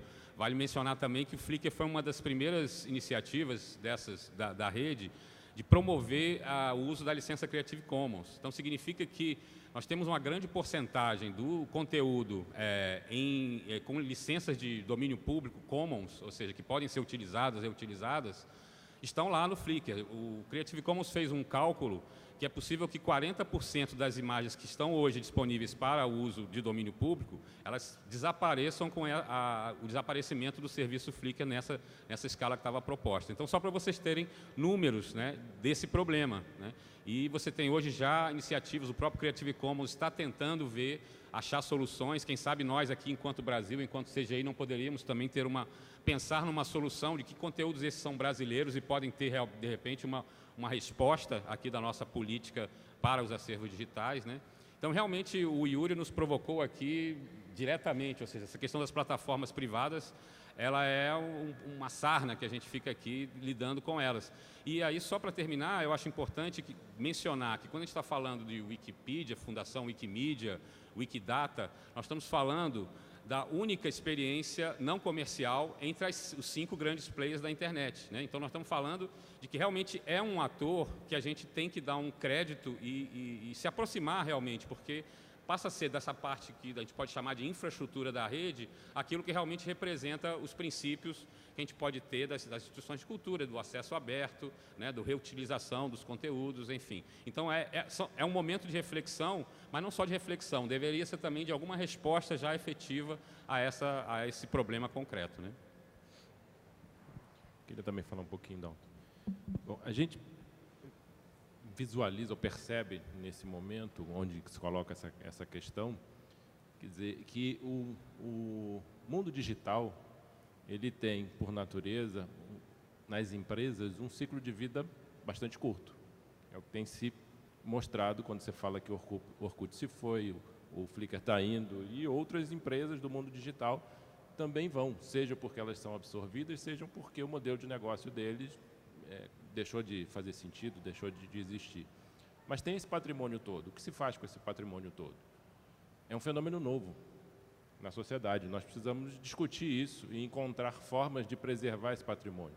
E, em algum momento, essas empresas vão monetizar esse patrimônio e transformar aqueles dados que, dentro de uma empresa que está se extinguindo, são públicos ou são de acesso livre, num ativo que vai ser vendido para uma outra empresa e que vai desaparecer da nossa vista, mas que ele vai continuar existindo para uso comercial de alguma outra forma. Isso requer o quê? A intervenção do Estado, a intervenção da sociedade, uma discussão mais ampla sobre o que acontece nesse ciclo muito rápido de vida dessas empresas que trabalham numa escala exponencial de dados e informações e que, de outra forma, não se perdem, podem não se perder e serem transformados em informações que não se sabe como serão usadas. Obrigado. Acho que o nosso tempo esgotou, precisamos encerrar aqui para o intervalo. Só quero, então, agradecer a todos os participantes, a gentileza e o carinho de vocês com o tema e as falas. Acho que elas trouxeram contribuições importantes para que a gente avance na percepção dessa agenda e na integração dela. Agradecer ao CGI pelo espaço, a organização, os colaboradores aqui que nos deram esse apoio. Parabéns para todos e vamos em frente, que essa agenda perdure e tenha sucesso. Obrigado.